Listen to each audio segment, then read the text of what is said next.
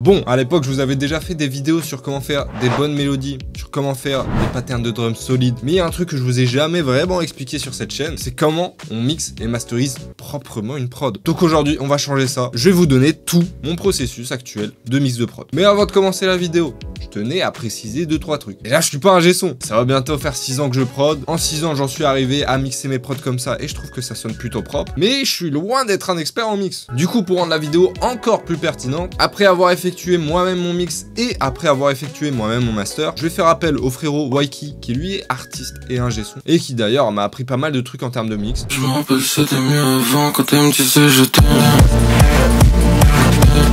Je lui ai dit je t'aime, mais je savais déjà que demain je la quitterais. Désolé babe. Si sale, tu vas ralentir. Ma belle, je suis nu insensible.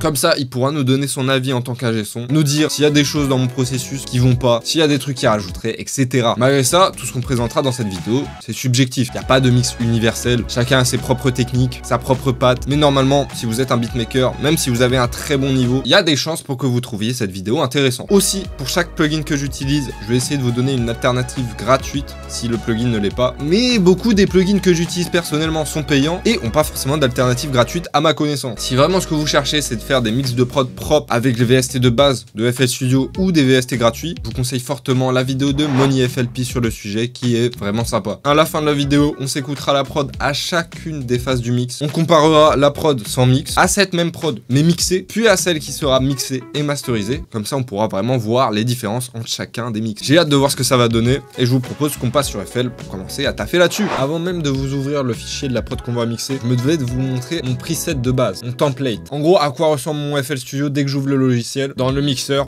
on a déjà tout ça de setup. J'ai mis une dizaine d'audio tracks juste pour mes mélodies, donc colorés d'une certaine manière pour que ce soit bien organisé. J'aime bien quand les trucs ils sont carrés, tu vois. Tout est bien rangé, on n'est pas perdu. J'aime bien quand c'est comme ça. Voilà, donc une dizaine de mélodies. Quand j'en ai besoin de plus, j'en rajoute. Je vais aller prendre par exemple là le 35. Alt, flèche de gauche jusqu'à ce que je sois dans mes mélodies. Et après, toutes ces mélodies là, je les fous dans le petit audio track mélodie, donc qui contient toutes nos mélodies, plus un audio track juste pour la reverb des mélodies. En gros, au lieu de individuellement mettre ma reverb dans chacun de mes audio tracks de mélo, je la fous dans un truc à part, tu vois là il y a ma reverb, et quand j'ai besoin d'une petite reverb, je vais aller juste ici, la route, ajuster le volume, selon à quel point j'ai besoin de reverb, etc. Si j'ai besoin vraiment d'une reverb spécifique pour une seule mélodie, je vais venir sélectionner la mélodie particulière, rajouter la reverb dedans. Mais dans 80% des cas, juste je viens connecter mon mélodie à mon bus de reverb et j'ajuste juste ici. Ensuite, on a une petite séparation des audio tracks pour les basses et les 808, comme pour les mélodies. Derrière, tous connectés à leur petit audio track de basse, c'est carré. Et ensuite, j'ai aussi une section avec que des audio tracks de drums, comme pour les mélodies. Une petite reverb aussi si besoin. Toutes mes drums sauf le kick vont dans un audio track de drums et ensuite cet audio track va vers un audio track avec les drums et le kick. Parce que je traite un peu différemment mes percussions, mes snares, mes hats, tout ça. Et après, une fois que j'ai traité cette partie-là, là je traite avec le kick. Comme ça, tout est carré, tu vois. Et c'est pour cette même raison que j'ai séparé du coup mes drums, mes basses et mes mélodies. Comme ça, j'ai la possibilité de traiter chacun de ces éléments-là à part. Les mélodies en tant que groupe, les basses en tant que groupe, etc. Et une fois que j'ai fait tout ça, t'as les mélodies, la basse, les drums avec le kick qui rentrent dans le audio track master prod où là, je vais effectuer du coup, comme l'indique le nom, le master de la prod. En général, le traitement de mes prods, il est assez similaire pour toutes mes prods. Il y a beaucoup de gens qui travaillent pas avec des templates justement pour pouvoir vraiment partir de zéro sur chacune de leurs prods et pas se limiter entre guillemets à un template. Pour moi, ça fonctionne bien. Mais je peux comprendre pourquoi pour certains ça ne fonctionnerait pas. Sur pas mal des audio tracks, il y a déjà des premiers VST qui sont activés. Là par exemple sur mes mélodies, j'ai un EQ déjà d'ouvert comme ça. J'ouvre mon FL, hop, si je rajoute une mélodie, je la fous dans le 1. J'ai direct mon EQ, j'ai pas besoin de l'ouvrir. Ma reverb, j'ai déjà une reverb d'ouvert. Je rajoute juste derrière si j'ai envie, mais comme ça j'ai déjà un truc de base, hop, ça fonctionne. Dans mon audio track de toutes mes mélodies, il y a un pitch wheel, comme ça je peux changer les gammes de mes mélodies rapidement pour pouvoir trouver de nouvelles idées mélodiques, etc. Ultra pratique, ça j'avais déjà expliqué dans ma vidéo comment faire de bonnes mélodies, il me semble. Un petit compresseur aussi, mais ça on reviendra dessus tout à l'heure. Pour mes 808, j'ai déjà un plugin de saturation, pas d'activé, mais de disponible si besoin. Même chose aussi un EQ, parce que c'est toujours pratique les EQ. Sur toutes mes drums aussi des EQ, une reverb pour mes drums, même chose comme pour les mélodies. Ce qu'il y a dans mon audio track de drums, je vais en reparler tout à l'heure. Même chose pour ce qu'il y a ici, et ce qu'il y a dans mon master. Vous avez capté. En gros, comme le processus de mix de mes prods se fait un petit peu tout le temps de la même manière en vrai de vrai, j'ai déjà mon template de près avec ce que je vais probablement utiliser dans 90% des cas. Maintenant je vous ai montré ça, je vais vous ouvrir le petit projet FL, je vais vous montrer sur quoi on va taffer aujourd'hui. Je vous fais écouter la prod, c'est une vibe un petit peu Kickage Infinite je trouve. Bah, d'ailleurs j'ai mis une ACAP de lui, d'In Burbigo, je trouve que ça passe plutôt bien. Il y a presque pas de mix, enfin si il y a un mix, parce que pendant que je fais ma prod, le mix c'est un minimum quoi, mais c'est pas le mix final quoi, c'est juste je fais ma prod, je mixe en même temps pour pas que ça sonne dégueulasse. Ah, bref, vous avez capté ce que je veux dire, je vous fais écouter ça. Avec la cape en plus, allez. Y'a que du lourd ici.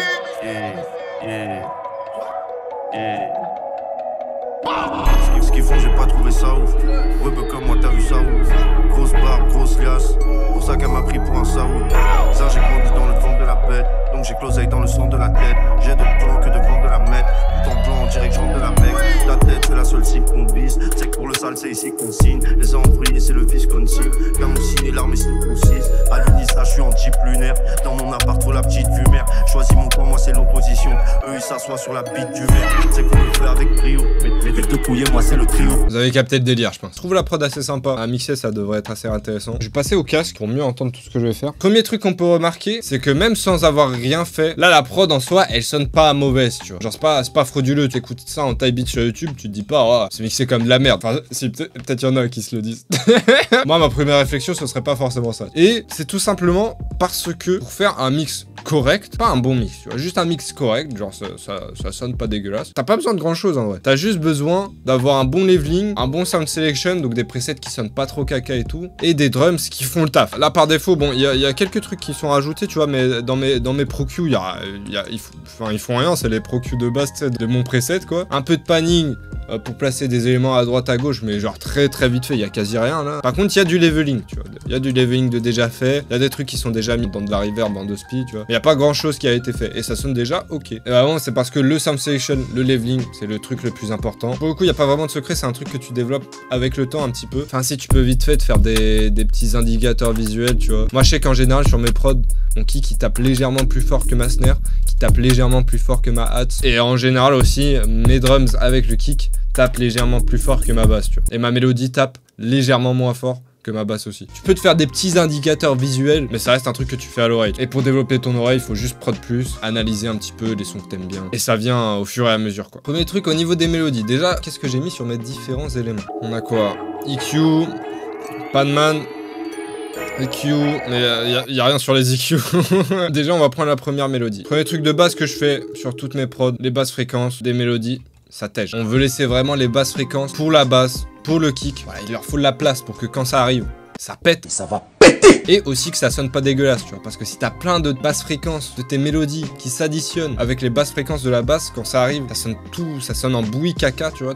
T'as pas envie de ça, tu veux pas ça, tu veux pas ça. Moi j'utilise un Pro-Q, un FabFilter Pro-Q. Mais en vrai, si vous êtes sur FL, n'hésitez pas à utiliser le paramétrique EQ2, hein, ça fait la même chose. Donc ok, je vais baisser du coup les basses fréquences. Là en plus tu vois, genre là on les voit visuellement, hein, on n'entend rien. Mais par contre, si le petit truc que t'entends pas là, il s'additionne à d'autres trucs, tu vois, d'autres trucs des autres mélodies derrière, tu vas commencer à les entendre et ça va être chiant. Donc hop, on tège, là on a rien perdu comme information d'utile, c'est carré. Perso j'utilise des low shelf parce que de ce que j'ai compris, ça permet d'éviter les problèmes de phase. Je pourrais pas vous expliquer exactement ce qu'est la phase. Franchement... Comme je vous ai dit, je suis pas un expert sur le sujet. Tu sais quoi, attends, on va demander à ChatGPT. Qu'est-ce que la phase? La phase est une mesure de l'alignement temporel des ondes sonores. Si deux signaux similaires sont en phase, leur crête et leur creux s'alignent, ce qui renforce le son. S'ils sont hors phase, les crêtes de l'un peuvent coïncider avec les creux de l'autre, provoquant une annulation partielle ou totale du son. Ouais, bon, j'ai pas bien compris, je crois capter vite fait dans l'idée, mais bref, en gros c'est un truc chiant.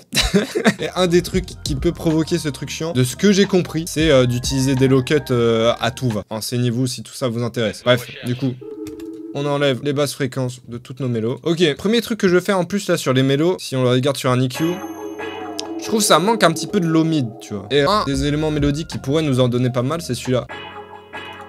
Ah oui, d'ailleurs aussi un élément que j'utilise beaucoup sur mon Pro-Q, c'est le petit casque juste ici qui permet de vraiment écouter que le truc que tu vises avec ton EQ. Derrière avec ta molette, tu peux ajuster la grandeur du truc. Donc ce que je vais faire, c'est que je vais augmenter un petit peu la petite bande dynamique. Ouais, c'est comme si je faisais une belle avec le gain comme as, tu vois. Mais au lieu que ça fasse juste un gain statique qui marche tout le temps, là ça va être un gain dynamique qui va fonctionner que quand le truc il joue à cette fréquence-là. T'as capté? Plus 2 peut-être. Bon, Oh, j'ai envie de faire un EQ de raciste, d'en rajouter encore plus là. Ouais, ça sonne bien, moi j'aime bien. Regarde, t'as vu, non, moi je kiffe, hein. J'ai encore plus, hein. Là j'abuse du bail. Un plus 6, c'est quand même big.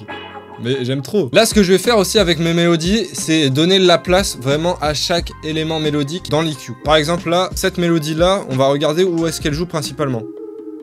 Dans les 350 Hz, 370, tout ça. Ah, quoique, entre 300 et 500, tu vois. Donc, ce qu'on va faire, c'est qu'on va lui donner cette place-là, à cette mélodie. On va donner un plus 1, plus 2 en dynamique. Je fais ça au feeling, hein. Donc ce que je vais faire sur ma deuxième mélo, comme j'ai intensifié les fréquences qui importaient pour ma première mélo, qui était du coup autour des 450-500, sur ma deuxième mélo, je vais enlever un petit peu avec mon EQ de dB sur cette même plage. Comme ça, tu vois, on entend bien la partie importante de la première mélo. Par contre, en échange, je vais intensifier les parties importantes de ma deuxième mélo. Ouais, globalement, celle-là, pour le coup, elle fait un sweep. Vers les 1000, je peux lui donner de la force un petit peu. Voilà. Je vais donner un peu de force dans les 1000. Celle-là, même chose. Dans les 480, je vais pas trop baisser non plus parce que perso j'aimais bien cette partie là. Mais du coup je vais laisser la place que je veux donner à la première mélo. C'était dans les 480, 500, 450, donc je vais baisser un petit peu ici, tu vois. Ça va vraiment du coup donner de la place à chaque élément mélodique pour s'exprimer. Après ça reste du feeling, hein. Là pour le coup je sais pas si je vais baisser à 1000 parce que je trouve cette fréquence là elle sonne bien. Donc là, toutes nos mélos ensemble ça donne ça.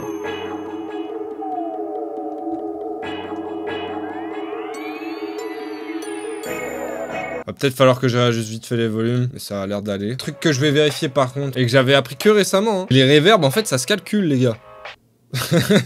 Je n'étais pas au courant. Bon, là, je raconte un petit peu de la merde, on va pas se mentir. T'as pas besoin de calculer ta reverb. En vrai de vrai, le meilleur truc à faire, ça reste de la setup à l'oreille. Mais la calculer, ça permet d'avoir un bon résultat sans avoir à réfléchir. Du coup, ça reste une technique assez sympa. Et du coup, t'as des sites qui te permettent de savoir vraiment exactement quel délai, quel decay tu dois mettre sur ta reverb. Moi, par exemple, c'est ce site-là que j'utilise tout le temps, anotherproducer.com. Delay and Reverb Time Calculator. Donc là, je vais mettre mon BPM. Je suis à 140. Je suis un fan des reverbs bien longues, là. J'essaye d'en mettre de moins en moins parce qu'en vrai, ça peut quand même vite dégueulasser un mix, mais c'est quand même assez cheaté, on va pas se mentir. Ils me disent à 140 BPM, je dois mettre le pré-délai à 54 millisecondes plus ou moins. Donc je vais faire ça. Bon, 53 millisecondes, c'est assez proche. 3 secondes 4 en gros. Donc là je me suis mis à 3-4.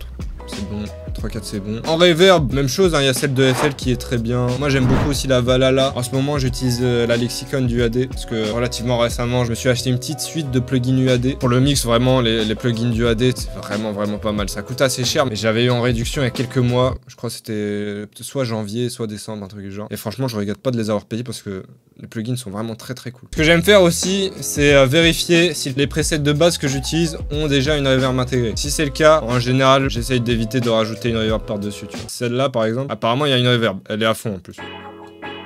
Je vais l'enlever et rajouter la mienne, voir si ça sonne mieux. Pas mal. Celle-là, ça donne quoi, déjà? Ouais, je préfère ma reverb. Sur cette mélo-là, il y a une petite fréquence qui fait un peu mal aux oreilles, je crois.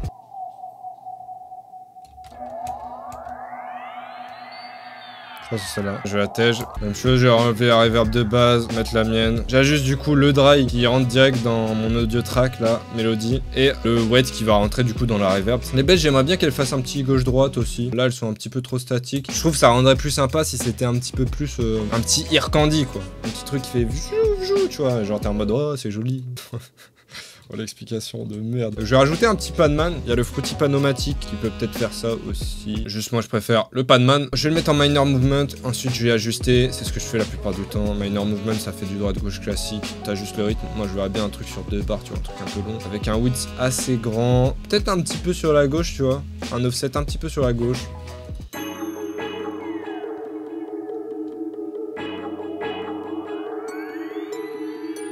Même peut-être un truc sur 4 bars en vrai. En tout cas, j'ai rajouté de la reverb. Comme ça laisse une traînée là où le Panomatic il a hit, tu vois. Ok, le mix de la mélo, du coup, qu'est-ce qu'on peut faire en plus pour la mélo? Je serais intéressé de voir le sweep, là, la deuxième mélo avec un imager. Là, j'ai déjà donné de la place avec mes EQ. Maintenant, j'essaye de leur donner chacun une place dans l'espace, tu vois. Ça, typiquement, le sweep, je le verrais bien aller en fond de ouf. Là, il le fait déjà un petit peu grâce à la reverb, mais je pense que je peux aussi le widen avec un petit imager comme ça. Je pense que là, on est pas mal.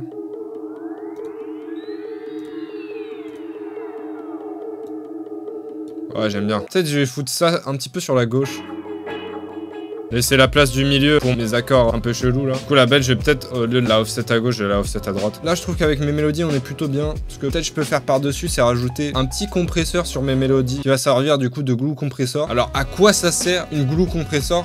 Ça sert un petit peu à coller tous tes éléments. En gros à rendre ton rendu un petit peu plus cohérent. Et aussi du coup à compresser. Là dans le cas des mélodies du coup ça va permettre de faire en sorte que au refrain quand il y a toutes les mélodies qui arrivent, le volume des mélodies soit pas beaucoup plus fort que dans les couplets où t'as qu'une ou deux mélodies qui jouent, tu vois. Ça va relever le niveau minimum des mélodies et baisser le niveau maximum. Là, j'ai mis un preset de base du coup de mon compresseur, la Little Glue. Honnêtement, les paramètres ici, je sais pas les ajuster.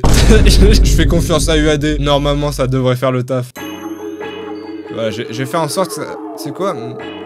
Vraiment une compression légère, tu vois. Peut-être un peu trop compressé. Ensuite, on va passer au 808. J'en ai 3. Qu'est-ce qu'elles font? Comment elles sonnent? J'ai une CTM du coup.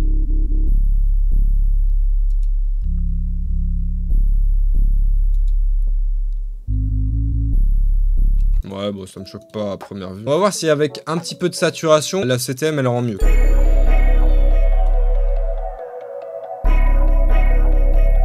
Ouais, j'aime bien comment ça sonne. Peut-être la deuxième 808, elle pourrait venir plus fort. Est-ce que je rajoute de la satu sur ça là?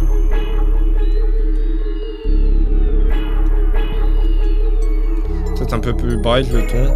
Là, j'ajuste un petit peu les potards comme je le sens. Hein. Pour de la saturation, j'aime beaucoup utiliser des captators. Et t'as différentes émulations de saturation auxquelles t'as accès avec les styles. De ce que j'ai compris, je crois, c'est genre des émulations de la saturation de certaines tables de mix qui existent du coup en vrai, tu vois. Je sais plus laquelle est associée à laquelle, mais du coup ça donne assez de possibilités et derrière t'as des potards que tu peux ajuster pour un petit peu fine tune ta saturation. Moi j'avoue que généralement je suis un peu un branleur, hein, genre sur les trucs de base et sur les styles. Mais là typiquement je vais voir si je donne un ton un petit peu plus aigu, qu'est-ce que ça donne.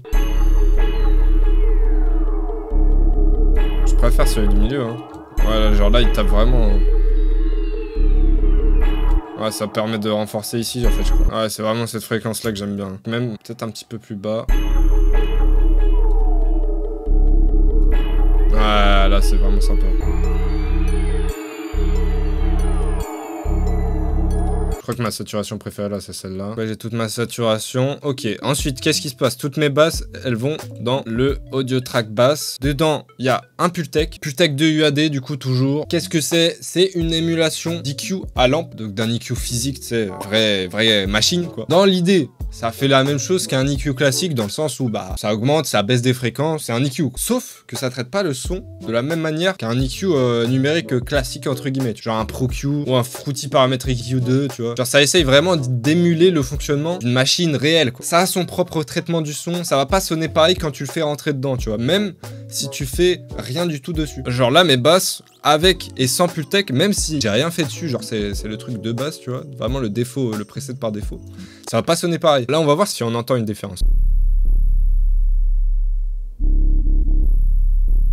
Tu vois, donc ça c'est comment ça sonne sans Pultec et avec. Tu vois, il y a un... Genre elle bourdonne un petit peu plus, je sais pas si vous voyez ce que je veux dire, ça se trouve je suis matrixé. Genre j'ai vraiment l'impression... Avec ça sonne un petit peu plus... tu vois genre... Mais je vais pas le laisser comme ça, je pense que je vais tenter de faire 2-3 trucs avec. Voir ce que je peux faire. Donc là je vais me foutre à 60 Hz par exemple, je vais booster un petit peu à 60.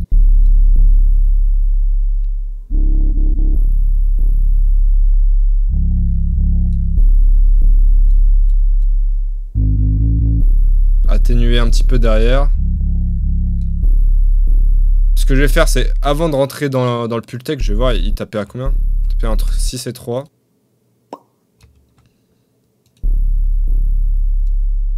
Si je vais à 10K et que je fous de l'atténuation, ça donne quoi? Genre je baisse un petit peu le côté CTM, c'est le truc qui tape fort ici.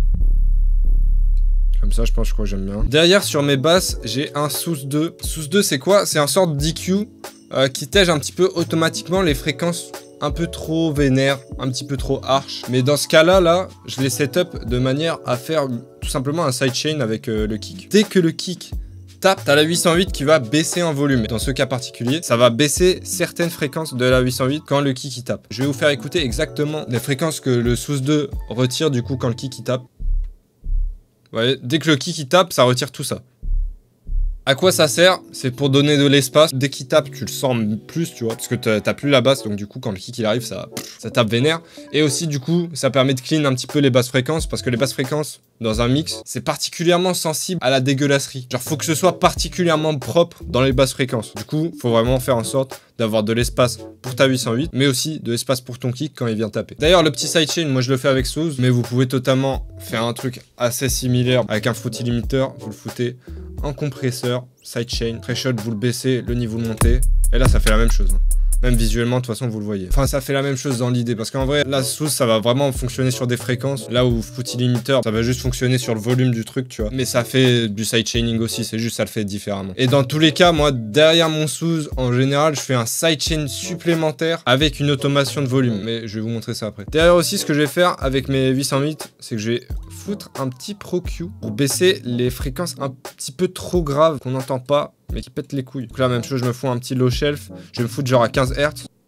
Voilà, sur ça, je pense que je tèche tout ça. Parce que ça, sur les basses et même sur le kick, c'est des fréquences qui servent un petit peu à air. Par contre, si derrière, t'as des fréquences qui s'accumulent à cet endroit-là, ça peut vite faire très bouilli. Même si nous, on n'entend pas ces fréquences-là. Tout le traitement que tu mets derrière sur tes basses, sur tes mélos, etc. Donc si tu rajoutes des compresseurs à ton master, machin et tout, eux, ils vont prendre en compte toutes les fréquences qui leur sont données, tu vois. Donc ils vont travailler avec des fréquences qui sont inutiles si tu les laisses. Et potentiellement ça va affecter ton mix et tout. Donc toutes les fréquences inutiles, je les tège. Si low shelf, 15 Hz, c'est plus un problème. Je pense que les mélos peuvent être un petit peu plus fortes, peut-être. Hein. J'ai augmenté de 1 dB, genre. Il me semble que ça saute correct, c'est pas dégueulasse. Maintenant on va voir avec le kick ça donne quoi.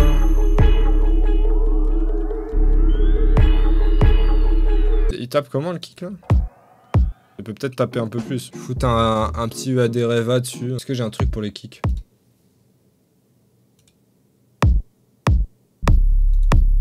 Ah, ça tape bien. Sur mon mixeur avec mes drums et mon kick, même chose, ouais, du coup, un petit low shelf à 15 Hz. On clean ça un petit peu. C'est pas mal, hein, voilà, comme ça. J'ai oublié de le préciser, hein, mais vous le savez à force. Toutes les drums, toutes les 808, c'est des éléments de mon kit. SKT Drum Kit Volume 2, RTDO, disponible sur sktcosmo.com. Vous le savez déjà. Hein. Ouais. Même ça, plus wide, attends, plus wide là. Ces petites hats là. Ouais, là, c'est bien sur la gauche, tu vois. Que ça joue avec mes oreilles, là, que ça me fasse un petit peu de l'ASMR, tu vois ce que je veux dire? Même chose, les lasers, là, ils peuvent ASMR un petit peu plus, là. Même les rimes, là, je veux qu'elles pannent plus. Là aussi, j'expliquais pas trop, du coup, avec mes histoires de panning et toutes mes drums, mais j'essaye, en gros, de leur donner vraiment chacun une place. Il y a ce genre d'image, tu sais, qui revient des fois sur Instagram. Ah, c'est comme ça que vous devez foutre vos drums et tout. En vrai, il y a pas forcément de règles, tu vois. Mais, même chose, hein, comme je disais pour les mélodies, hein, c'est important hein, de donner à chaque élément son espace. Pour le coup, j'aime bien faire des pannings qui font droite-gauche de ouf. Donc bon, je donne pas vraiment de l'espace à chaque élément. Mais en tout cas, il se balade, tu vois. J'aime bien que ça fait du ASMR un petit peu, tu vois. Mais hi-hat, c'est un petit peu sur la gauche, ma snare sur la droite. Ça, par contre, ça, c'est dans mon template de base. Mais hi-hat, un petit peu à gauche, ma snare un petit peu à droite, pour bien les séparer les deux. Vu que c'est les deux trucs principaux, tu vois, ils ont chacun leur petit espace carré. Le kick en mono, hein, toujours. Là, ça sonne bien. Là. Si on écoute avec les mélos, ça sonne comment, hein?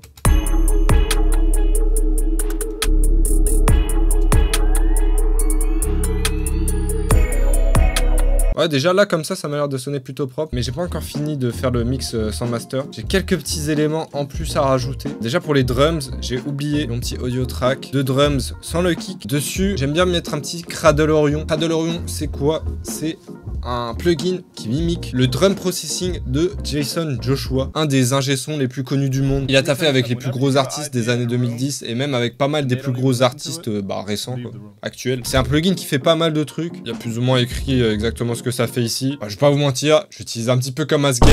J'ai déjà un drum processing pour tout ce qui est mes drums avec le kick. Donc là, j'utilise seulement sur mes drums sans le kick. Donc toutes mes percs, tous mes trucs comme ça. Et je trouve ça permet souvent de les cristalliser un petit peu, de les faire sonner un petit peu plus... je sais pas, genre, plus joli. Ce que je fais, en général, c'est juste, je prends des trucs de base. Hein. Là, par exemple, j'aime bien le Easy Does It, en général. Déjà, je vais regarder, je suis à combien de dB sans le Cradle Orion. Ok. À mon pic, je suis à 3 dB quand la snare, elle tape. Avec, il faut du coup que ça dépasse pas les 3 dB, quoi.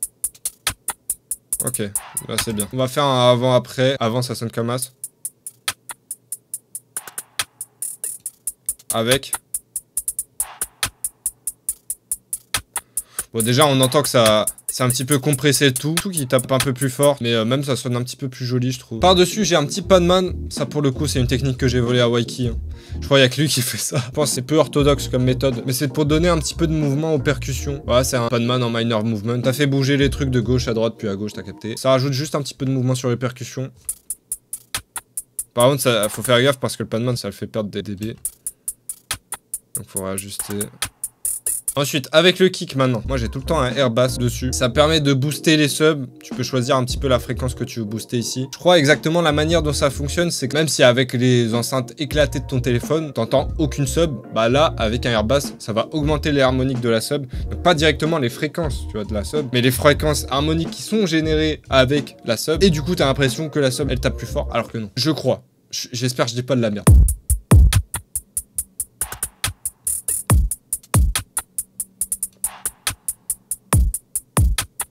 Ok. Bon, on va voir déjà comment ça sonne. Sans.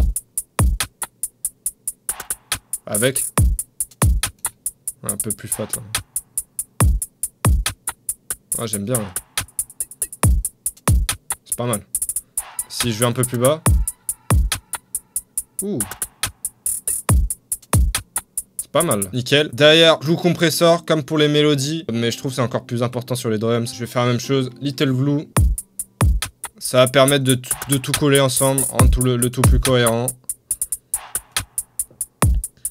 Et ça va permettre aussi du coup à tous les éléments de sonner plus fort. Faut pas trop compresser non plus parce qu'après tu perds toutes les dynamiques. Les dynamiques, si je ne m'abuse, ça va être ta différence entre le son minimum et le son maximum. Tu vois ce que je veux dire? Si t'as tout qui est compressé, tu vois la différence elle est toute petite. Genre tout va sonner fort, mais du coup quand le kick il va taper par exemple, bah tout sonne déjà fort, donc ouais il tape mais tu vois tu sens pas venir. Alors que si la différence elle est grande, quand le kick il arrive, bam, là tu sens qu'il tape. Donc faut pas trop compresser. De toute façon un glue compresseur c'est pour des compressions légères. Et du coup tous les trucs ensemble là ça donne quoi?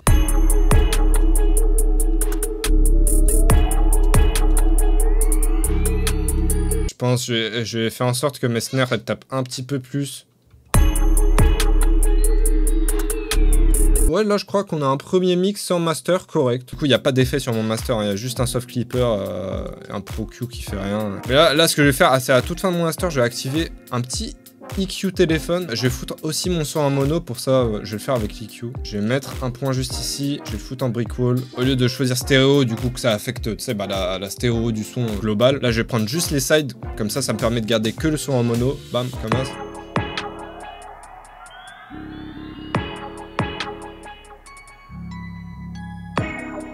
Peut-être ça mériterait un petit peu plus de saturation sur la 808. Comme ça, ça ressort un chouïa plus. Je vais enlever aussi toutes les sides en dessous de 100 Hz, je pense, un truc comme ça. Comme ça, je garde vraiment le punch de ma 808, quoi. Je trouve le mix comme ça est cool. Ce que je vous propose, c'est que je vais placer un petit call à Waiki. Je vais lui montrer les résultats et on va voir ce qu'il en pense en tant que grand maître à un G-son. Qu'est-ce qu'il modifierait, qu'est-ce qu'il rajouterait. Ça va être intéressant. Allô? Wesh. Ouais, ça va ou quoi? Ça baisse, c'est toi. Mec, j'ai besoin de ton avis d'expert là. Oui. J'ai commencé un petit mix du coup, petite prod un petit peu Infinite Type Vibe. Tu me dis dès que t'es sur le trim. Je suis là. Le trim, ouais, je suis sur le trim. C'est sur le trim. Vas-y, je te fais écouter. Je te fais écouter jusqu'à 33 là.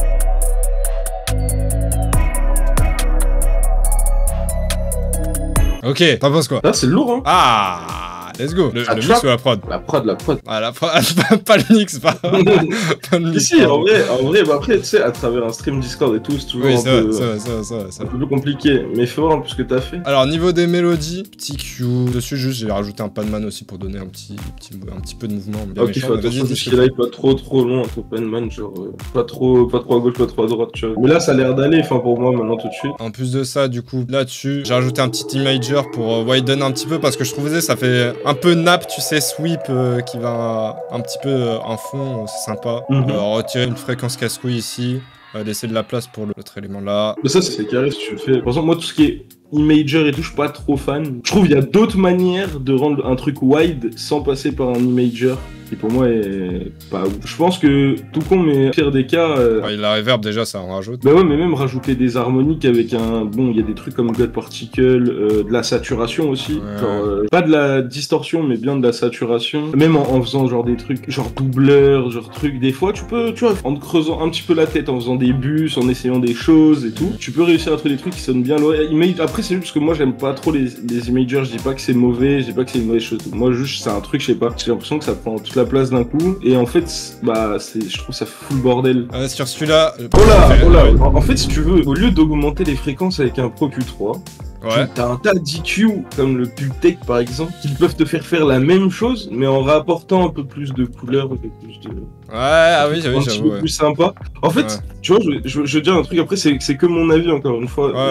Je précise que c'est subjectif, tout ça, mais je pense que quand il s'agit d'utiliser un Pro Q3, on l'utilise en général pour soustraire précisément des fréquences, mais rarement en augmenter, parce que augmenter des fréquences sur un plugin neutre, ça peut être positif, mais en vrai, je pense qu'il y a toujours mieux à faire avec des Pultec, avec plein de trucs. Il y a des mags, des EQ coloratifs, genre qui vont te permettre d'apporter un peu plus de grain, un peu plus de présence, une autre manière de sonner, tu vois. Donc par exemple là, si on regarde tes 2 points, c'est où à où là? Ouais, c'est 200, 230 et 200, on va 250. Ouais. En plus c'est sur un truc large, j'avoue j'aurais pu le sortir. Tu peux essayer un Pultec, à la place, là tu peux augmenter entre 100 et sur les autres 300. Après le bandwidth, c'est la cloche. À quel point si c'est cher pour Broad, là peut-être un truc un peu Broad. Ouais, donc Broad, donc j'irais 8. Ah ouais, 8 carrément. Ouais, bah, parce que tu fais des grosses cloches. Et après, en gros, il faut comprendre un truc, c'est qu'en général, sur un Pultec, on booste des fréquences, mais on les atténue aussi. Parce que ça atténue pas les mêmes fréquences que t'as boosté. Par exemple, t'as plus 3 dB RAW, mais t'as combien de clics dessus? Parce que t'as clics dessus, t'es à plus combien en dynamique? T'es à plus 6, plus 5, tu vois. Et après, t'as d'autres types d'EQ aussi, pour gérer d'autres fréquences chez Pultec, t'en as plusieurs. Peut-être celui-là, c'est le plus approprié. Ouais, c'est possible, hein. Celui-là, on était quoi, entre 300 200, 150. Moi, je pense que t'as besoin des deux, en fait. Par exemple, moi, ce que je ferais à ta place, c'est baisser, atténuer les 3000, là, par exemple, c'est les 2, 3, 4, 5K, c'est un truc un peu aigu. Voilà, tu vois, tout de suite, c'est moins agressif. Et derrière, après, tu augmentes, tu vois, 200. Ouais, non, ça marche bien. Rajoute un peu de grain. En général, moi, je conseille d'ajouter tout ce qui est EQ additif. Il vaut mieux utiliser un truc qui colorise. Après, même, j'ai fait la même chose. J'aime bien les Panman. Peut-être j'aime un peu. Pareil, tu vois, là t'as les highs, c'est un truc qui peut être vite chiant. Pareil, autant add avec genre, il y a un truc qui s'appelle MagEQ qui gère correctement les highs. Et aussi, ce que tu peux faire, c'est saturer pour booster les highs. Au lieu de faire un point d'EQ, en fait. Tu vois, là, par exemple, tu mets un petit décapitator. Limite, tu peux même le bus et sélectionner juste la fréquence que tu veux avec ton décapitator. T'as un EQ. Ce que tu peux même faire, au final, vu que tu la bus, t'as un EQ, tu vois, l'EQ tu le mets après. Voilà. Tu gardes juste les fréquences que tu veux. Ça c'est bien. En fait, je vais remettre à son niveau de base. Celui-là, pour le coup, il fait un gros panning. Après, faut juste faire attention à pas tout envoyer, en fait, à gauche, à droite et tout. Parce que, c'est vrai, je suis un peu trop actif de ça. Après, c'est vite le bordel. Le mieux à faire, tu vois, au lieu de faire des pannings, comme j'explique. En fait, si la prod elle est en condition de laisser quelqu'un poser, le mieux c'est de laisser un maximum de place au signal mono.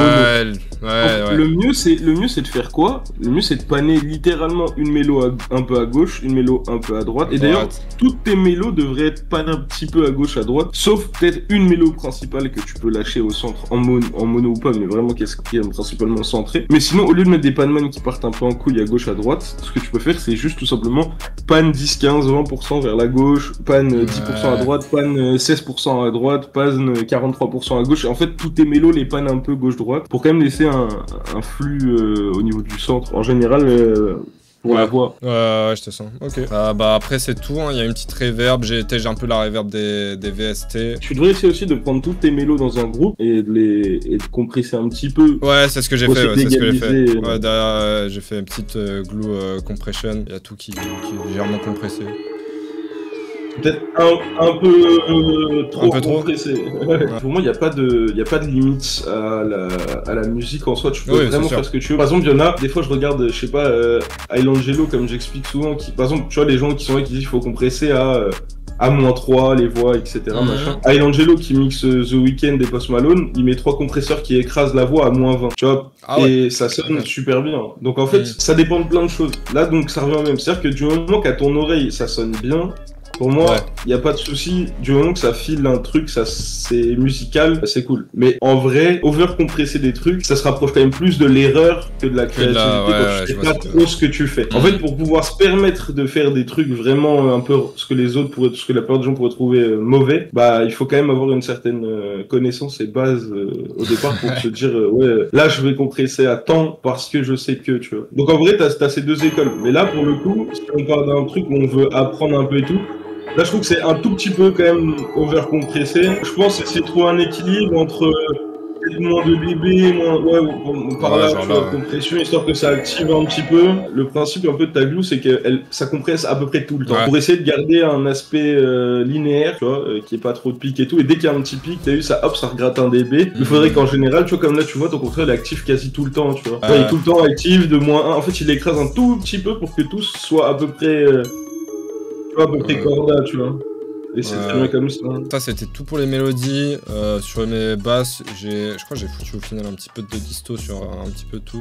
Après, au niveau des basses, il y a deux écoles aussi. Scolairement parlant, une basse uniquement en mono. Mais après, j'ai remarqué que la plupart des gens avec qui j'ai fait des trucs, des prods, des mix, des machins. Ouais, ça faisait des trucs wide. Ouais, il y a beaucoup de gens qui wide ces basses. Après, c'est très bordélique de wide une basse. C'est juste ça. C'est-à-dire que, en gros, ta basse, le problème, c'est que c'est des fréquences. En général, elle tape fort et en plus des fréquences très très graves, très infra. Donc ça écrase tout le reste. Donc faut juste faire très attention. Pour moi, le destructeur d'un mix dans une prod, en 100% du temps, quasiment, c'est la basse qui est mal rentrée dans le truc, soit trop forte, soit trop de fréquences infra un peu horribles. Du coup, elle est pas si forte, mais voilà. Et puis aussi, il faut bien clear ses basses en mode, comme je disais, laisser quand même enlever quelques fréquences, enlever un peu d'infra, enlever un peu de high, enlever un peu de ci, enlever un peu de ça, pour qu'elle soit bien placée dans ton mix. En fait, le mieux, c'est de faire en sorte que la basse, elle tape à un endroit où il y a le moins de fréquences déjà utilisées. Clear un max toute sa prod ou tout son mix, pour que la basse, elle ait de l'espace sans que ça se mélange avec un brouhaha de fréquences. Mais là, déjà, entre ton kick et ta basse, tu peux faire le petit truc là que je t'ai montré hier pour donner un peu plus de punch au kick et à la basse. Et ça, c'est vraiment intéressant. C'est-à-dire prendre la fréquence, la fondamentale entre guillemets de la basse, l'augmenter sur ta basse de 1 ou 2 dB dynamique et de la baisser sur ton kick. Et vice versa, donc mettre l'impact du kick en avant et baisser la phase d'impact du kick sur ta basse. C'est comme un truc qui va accompagner ton sidechain et quand même creuser un peu plus d'écart et d'espace parce que le sidechain ça fait pas tout. Je n'hésite pas à creuser non plus parce qu'il faut qu'il y ait faut quand même que ça fonctionne entre guillemets, mais plutôt genre -2 flat, -3 dynamique. Vraiment prendre le temps d'écouter ce qu'on fait et aussi de pas hésiter à prendre des pauses pendant qu'on mixe parce que tu te fatigues très vite les oreilles et après t'as pas du tout la même perception du son. Ouais, déjà on sent que c'est un peu plus séparé, de ouf. Là, c'est pas mal, hein. Putain, c'est vrai que ça fait... j'avais... C'est une grosse c'est pas mal, hein. C'est vrai que c'est pas mal. Et ça, tu vois, c'est le genre de truc qui... Alors, attends, après, je dis pas que je l'ai inventé loin de là. À mon avis, il y a plein de gens qui l'utilisent et tout, machin, truc qui connaissent pas. Mais ça, c'est le genre de truc de toi-même, quand tu commences à taffer dans le mix, tu vas commencer auquel tu vas penser. Tu vois, je me dis, en commençant le master, je me dis, putain, c'est chiant. Il y a trop d'infra, il y a trop de trucs, du coup, ça me nique des LUFS quand je veux aller taper plus fort avec Monster sans distorsion et tout. Donc il fallait que je trouve des solutions et je voulais pas baisser la basse parce qu'elle était trop... si je la baissais elle était pas assez présente, je voulais pas baisser mon kick parce que machin. Du coup tu commences à faire des équilibres où tu te dis je vais creuser tel endroit pour laisser de la place à tel truc et ça évite en fait d'avoir des condensés de fréquences inutiles. Et du coup ça te permet de gratter aussi des dB et des trucs comme ça sans forcément trop faire fonctionner tes compresseurs, trop faire ci, trop faire ça, tu vois. Tu peux aussi genre compresser un petit peu ton kick pour lui donner un peu plus de punch. Ouais, bah là, sur toutes mes drums, là, il y a une glue. Déjà, j'ai un petit compresseur dessus, parce que de base, il sonnait un peu plus faible. Ouais, voilà, parce qu'en fait, t'as vu comment ça change le... En fait, ça va booster un petit peu les transients, forcément, donc ça va lui donner plus de punch, plus d'impact. Il va transpercer un peu plus tout le mix et lui donner beaucoup plus de présence et d'impact. Et c'est important, parce que ton truc, Tu veux qu'il bounce, quoi. Tu veux qu'il bounce, de ouf. Tu veux qu'il bounce. Après, faire attention à pas over compresser. Là, dans l'ensemble, c'est correct. Ok, c'est déjà ça. Vas-y, bah je vais peut-être essayer de m'attaquer au master et je te montrerai le résultat après. Tu donnes ton avis. Du coup, j'ai effectué les petits changements que Waiki m'a conseillé de faire. En plus de ça, j'ai aussi réajusté un petit peu les airbass, les fréquences du airbass. 2-3 trucs par-ci par-là. Et par-dessus, j'ai aussi rajouté un petit sidechain que j'ai effectué du coup manuellement avec le volume de la basse, le volume qui est envoyé au master. Ça va donner ça du coup. Même sans le kick, tu vois. Et avec le kick, du coup, ça donne ça. Donc là, vraiment, quand le kick il tape, il n'y a que le kick qu'on entend dans les basses fréquences. Donc c'est carré. Et avec les petites modifs, je vous fais écouter très vite fait.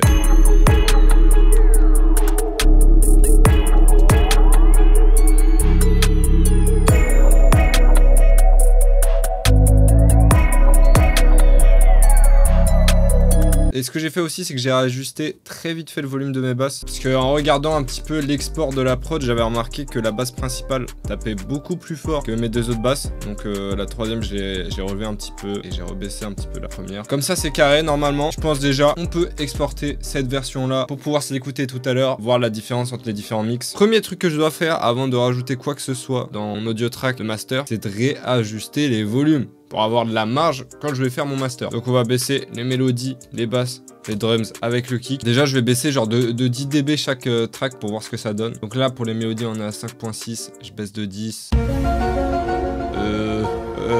C'est quoi, c'est moins 4.4? Ah mais 10, je suis un fils de pute, bah non. Quoi? Ah bah c'est juste moins 5.6.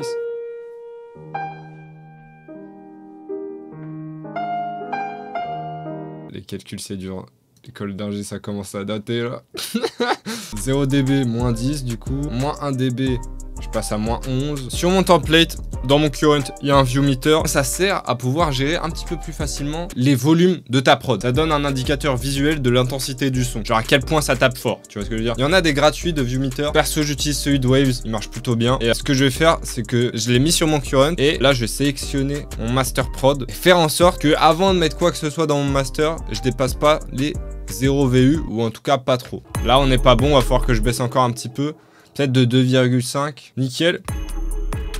Bah là on est bon. Je suis pas le boss. Je suis pas le boss juste. Ok, comme la prod elle tape à 0 VU avant même de faire quoi que ce soit sur le master, je sais que le son il a pas été déformé. J'ai de la marge pour pouvoir moi appliquer quelques modifs sur mon master. Derrière je vais pouvoir remonter un petit peu le volume, compresser comme je veux, etc. Le premier truc que je vais faire, c'est de rajouter une petite glue compression. Encore une fois. Mais cette fois-ci on va écouter les conseils de Waiki. On va vraiment pas beaucoup compresser. Peut-être légèrement moins, genre comme ça.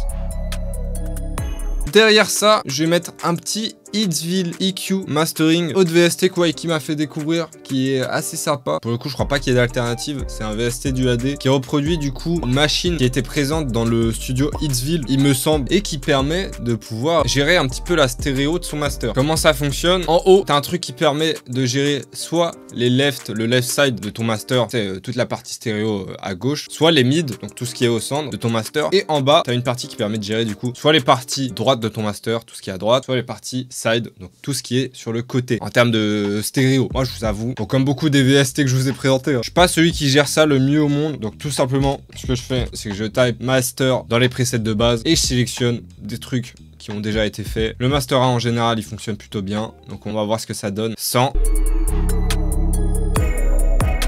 et avec, tu vois. Direct, le mix, il est beaucoup plus wide. Je vais voir s'il y a des petites fréquences que je vais modifier un petit peu ou pas.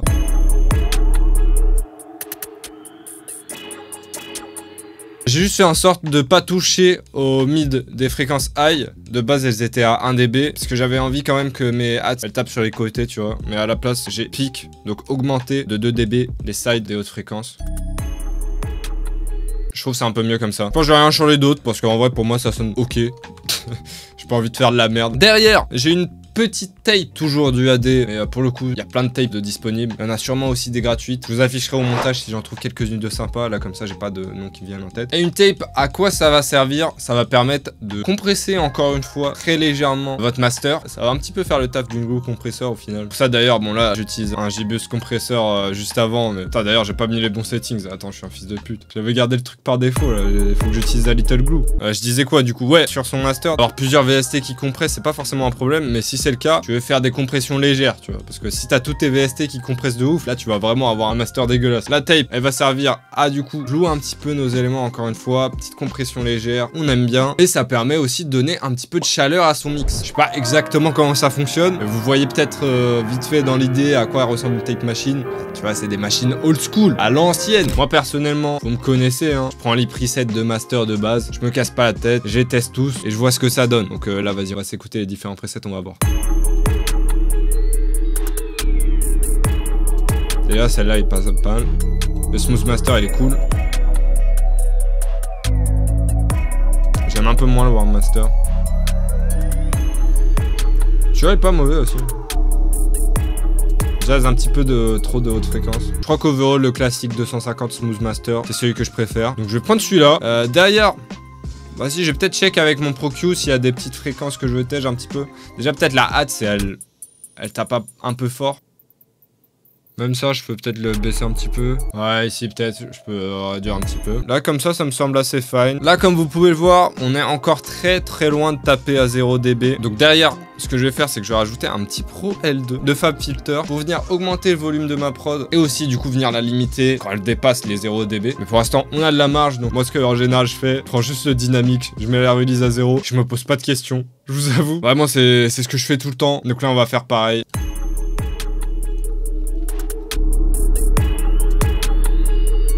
Ouais, je suis large de ouf là. Je vais faire en sorte de pas dépasser les moins 2-3 dB en pic. Là pour l'instant ça va hein.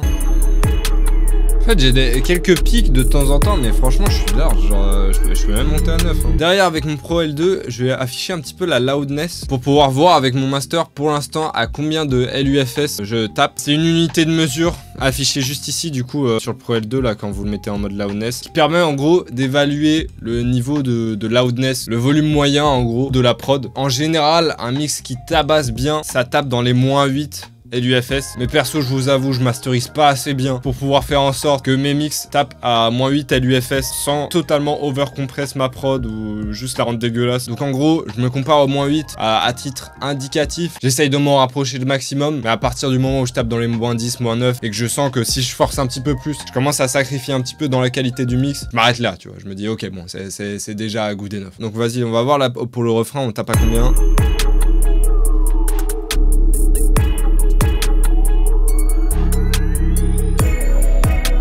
Pour le coup, moins 13, moins 12,9 pour le refrain, c'est un peu de la merde. C'est un peu de la merde, on va pas se mentir. Qu'est-ce que je peux faire pour essayer de gagner un petit peu? Peut-être mes mids qui sont pas assez fortes. Hein. Peut-être je peux augmenter le volume de mes mélodies. Donc là, pour les mélodies, on est à 5.6. Je baisse de 10. Bah, c'est juste moins 5,6.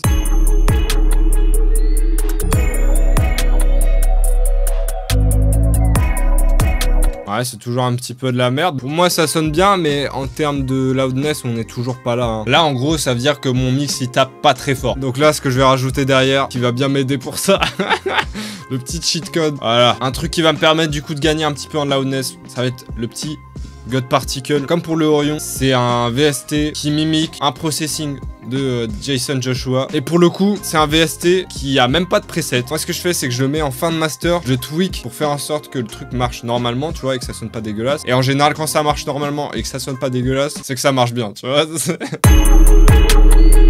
Là, par contre, il input un petit peu trop fort. On va ajuster un petit peu. Là, visiblement, les lows, elles sont à peu près au bon volume. Mais par contre, les mids, c'est pas encore ça. Et là, on s'en bat un petit peu les couilles. Donc, on va augmenter le volume des mids. Tu sais quoi, je vais mettre même au max 1 plus 6, nique sa mère. Je suis pas trop le truc de cradle, là, t'as pas de voix, donc c'est normal, tu montes de mid. C'est pas faux. Ça se tient. Par contre, ce que je vais faire, vu que dans mon God Particle, il y a déjà un limiteur, je vais baisser un petit peu mon limiteur juste ici, là, parce que...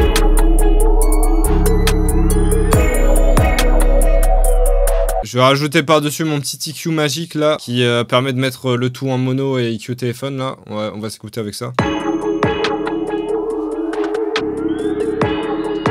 Je peux peut-être de baisser un petit peu ces fréquences-là quand même. Bah en vrai là comme ça m'a l'air ok hein. Idéalement faudrait que je me repose les oreilles quelques minutes pour réécouter ça de manière un petit peu plus claire, mais comme ça m'a l'air fine. Par curiosité, j'ai envie de sortir le petit WLM Plus de Waves pour pouvoir voir à combien on tape maintenant avec le God Particle. On est déjà beaucoup mieux. Franchement, pour moi, ça pourrait s'exporter comme ça. Juste avant d'exporter, je ferais bien gaffe sur le Pro L de mettre l'oversampling à fond. L'oversampling, c'est un petit peu comme l'anti-crénelage, tu sais, dans les paramètres graphiques des jeux vidéo. Par défaut, il est en off pour pouvoir éviter de cramer tout le CPU. Parce que là, par exemple, si je mets en x32, voilà ce que ça donne, hein. Donc par défaut, il est en off, mais idéalement quand vous voulez exporter votre prod, vous augmentez un petit peu l'oversampling. Et perso, du coup, juste avant de l'exporter, je le mets en x32, comme ça, je suis sûr, il n'y a pas de galère. Pour moi, franchement, le mix est correct. Donc je vous propose, comme pour tout à l'heure, je fais un petit call à Waiki, notre expert en mix, il va nous dire ce qu'il en pense, ce qu'il me conseillerait de faire. On va voir ça avec lui. Let's go. Nouveau mix à te faire écouter, oh. Ah, quel dommage.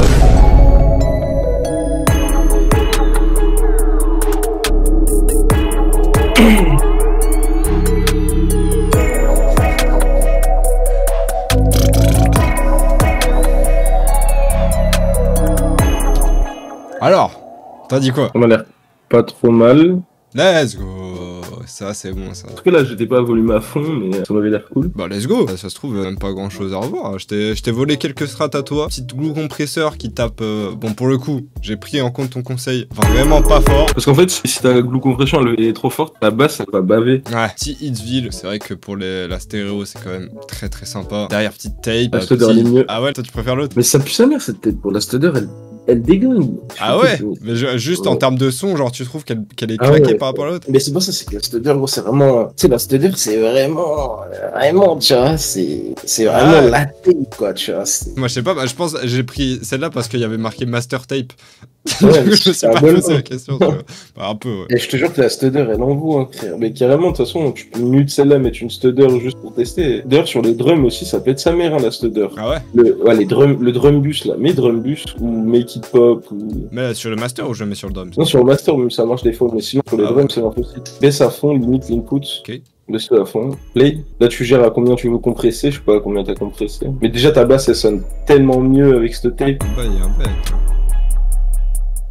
T'as vu comment elle sonne la basse, gros? C'est une dinguerie. Ouais, c'est vrai. Attends, c'est vrai que tu c'est un une truc. dinguerie. Ah ouais, wesh! Regarde. Eh gros, je te dis, c'est. Mais c'est peut-être aussi parce que j'ai pas pris le bon preset sur la Ampeg. Mais non, c'est que c'est pas pareil, c'est juste pas le même algorithme. Tu peux essayer, il y a d'autres presets, genre Make It Pop. C'est hardcore. Ah, vas-y, on va tester le Make It Pop. Make It Pop. Ah ouais, c'est vrai que c'est... J'avoue que c'est plus sympa, hein. Ok. Attends, et du coup, avec le reste, là, ça donne quoi? Ah, elle est gizmer ta tape, hein. Ouais, elle est pas mal, celle-là. Hein. Faut que tu coupes le bruit blanc, par contre. C'est où, ça? Hop. Là, clique sur... Là, t'as noise. Mais hop. Ok. T'as des sous, un peu? Oh, c'est chaud, mais... Dis-moi si t'as des sous, juste comme ça. Genre. Mais pourquoi? Ah, parce que là, il y a... Ah, déjà, tu me proposes un plan. C'est quoi le bail? Là, tu manques d'argent, là. Là, je manque d'argent. C'est quoi le bail, là? L'inflator, quoi. Il faut impérativement que t'achètes l'Oxford Inflator. Hein. C'est celui-là, là?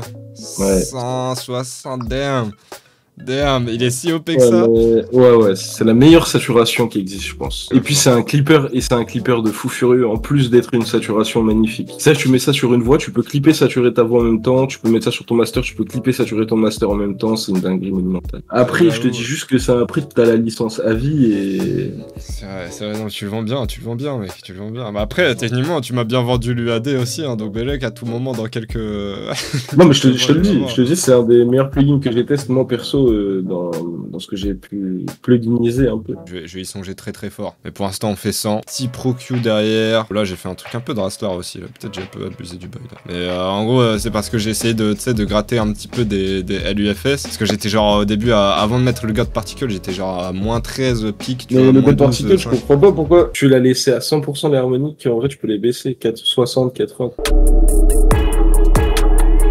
Pas autant frère, mais à 60. On dit, toi, hein. Ouais, c'est un peu mal bordel. trouve ça même pas si dégueulasse que ça, hein, mais c'est vrai que c'est peut-être un peu plus chargé. Quoi. Putain, mais le truc, c'est que je manque de mid en fait. Je suis pas trop le truc de Cradle, là, t'as pas de voix, donc c'est normal que tu manques de mid. C'est pas faux, ça se tient. Ça se tient. Peut-être, vas-y, on va... Le truc, c'est que là, je dois être encore... Ah non, ça va. Mais ouvre ton Cradle, là, ton limiter, monte l'output de 1 dB. Vas-y. Et là, je dépasse les 0 dB, là. Oh, c'est pas grave, c'est pas énorme. Ah ouais? Regarde. Bah regarde, 0,8, 0,6 dB, ça va. Bah... Ok, moi je croyais que c'était un petit peu à règle de pas dépasser. Bah, tu les... Non mais ça va, c'est pas la fin du monde. Pas, 1 dB de distorsion, c'est pas grand chose. Vraiment dans ma tête, pour moi tu dépassais le 0, t'étais obligé de mettre un soft clipper, tu vois. Toi dans tes mix, ça arrive souvent que tu dépasses les 0 dB genre? Ouais, y'a moyen. Ouais, y a moyen.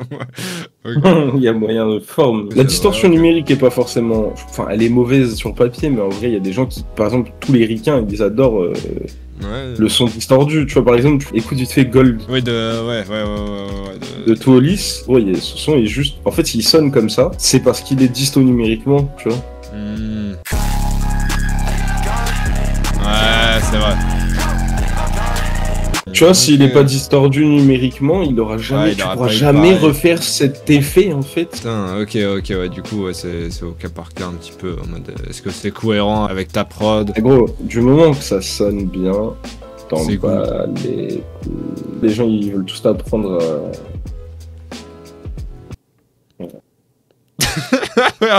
Tu finis pas tes phrases. Mais si, les gens ils veulent tous t'apprendre à mixer, mes frères, niquez vos mères, c'est ce que j'ai dit. Ouais, ok. Bah ouais, attends, c'est une vidéo sur le mix que je suis en train de faire. non, mais là tu t'apprends pas aux gens à mixer, tu donnes des petits conseils pour faire. Ça n'a rien à voir avec le fait de dire, les gars, c'est uniquement comme ça qu'on fait car j'ai la science infuse, tu vois. Non, c'est vrai. Baisse ta mère. Et si jamais là, tout ça c'est pas dans la vidéo. De quoi? Là, tout ce qu'on vient de faire, si? Si? Ah bon? Ah bah si. Ah, ok. Donc là, je dis des vrais dingueries. Tu veux des vrais dingueries? Et genre quoi? Genre... Bon, ok, bon, ça c'est pas dedans. Ça, pour le coup, c'est pas dedans. En fait, le seul truc qu'il faut comprendre, c'est toujours pareil. La musique, je pense que c'est tout dans ton oreille. Après, il y a des petites bases et des petites choses à savoir. En fait, je pense que du moment que t'as compris les bases, après, ça dépend de comment tu utilises, mais tu peux faire de la bonne musique en partant de tout et de rien, en fait. Genre, vraiment, t'as des gens qui arrivent à faire des sons en partant de rien, littéralement, tu vois. En partant de, je sais pas, tu tapes ta main sur ton bureau, t'en fais une musique, tu vois. En fait, c'est genre, et t'as des gens aussi qui partent d'un, je sais pas, d'une idée, typiquement, moi je peux donner mon exemple, mais genre, ma manière de mixer, elle est vraiment, mais loin d'être conventionnelle. Genre, la plupart des ingés qui regarderaient ma chaîne d'effets, je pense qu'ils ils se pendent, voilà. Voilà, je l'ai dit. Genre, combien de fois on m'a dit ouais, n'importe quoi, et au final, j'ai remarqué que c'est très placebo. Parce que par exemple, ça m'est déjà arrivé que des mecs, ils écoutent un de mes mix, genre ils sont en mode waouh, c'est une dinguerie gros et tout, c'est trop chaud et tout. Et quand ils voient la chaîne d'effets, ils trouvent 1 million de problèmes à mon mix, alors qu'il y a 2 secondes, c'était là en mode waouh, trop chaud. Ce que tu veux dire. Ça m'est arrivé plein de fois, tu vois. Genre quand t'as des notions en mode de mix, tu te dis putain, ça c'est les règles, et t'as du mal à vraiment te faire confiance à tes oreilles, tu vois. Ouais, de fou. Puis il y a aussi juste à un moment, faut dire la vérité, c'est qu'en fait, la musique c'est tellement subjectif, ça peut tellement... En fait, tu peux partir en couille en faisant de la musique. Et moi, une personne dans le monde, je veux dire, qui a kiffé un truc que t'as fait, même si, tu vois, genre, ça sera un truc de génie pour quelqu'un dans le monde. Même si, aux yeux de tous, c'est nul. Donc bon, en soi, du moment que tu fais un truc qui te plaît et qui plaît à des gens, j'ai envie de te dire, il n'y a pas trop de... Y'a pas trop de limites. Putain, c'est de la belle gamberge. Ouais, non, t'as raison de ouf. Je suis un baiser. Dans ma tête, je suis en mode, oh, ça, c'est clip TikTok, ça. Ça, c'est clip TikTok de ouf. Bah, tu peux. Si tu le fais, juste par pitié, mets le Become Millionnaire en dessous. Vas-y. Pour le troll. Rien de plus à rajouter. Je plus sois ce qui est dit. C'est de la gamberge. Très précieux.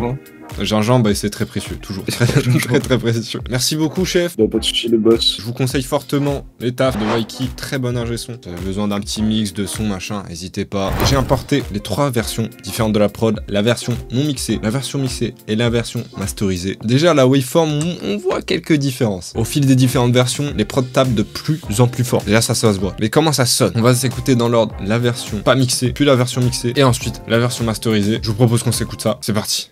Putain. J'espère que ça sonne mieux au fil des versions quand même. Let's go.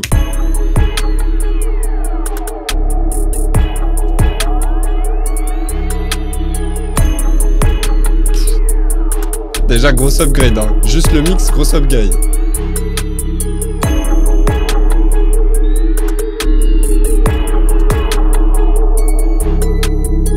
Ouais. Et le masterisé, elle sonne vraiment plus fort. Elle prend plus d'espace dans le mix.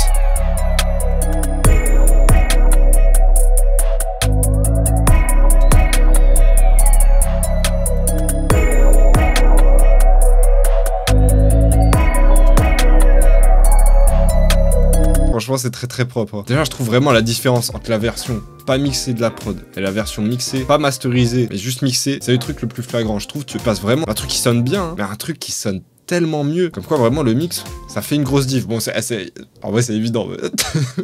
Mais genre, là, c'est choquant. Hein. Et même moi, en vrai, en faisant la vidéo et en parlant à Waiki, là, je pense avoir appris pas mal de trucs. Au final, je suis grave content de l'avoir faite, cette vidéo. Donc, j'espère que vous aussi, vous avez appris quelques trucs, que vous avez réussi à retirer de cette vidéo quelques techniques. N'hésitez pas à me dire en commentaire. Si vous aussi, d'ailleurs, si vous avez des petits tricks à vous, que vous voulez partager, n'hésitez pas, franchement. SKT Drum Kit Volume 2, toujours dispo sur sktcosmo.com. Le lien est en description. Ça régale. Et sur ce, je vous dis à la prochaine. Prenez soin de vous et de vos proches. Et ciao.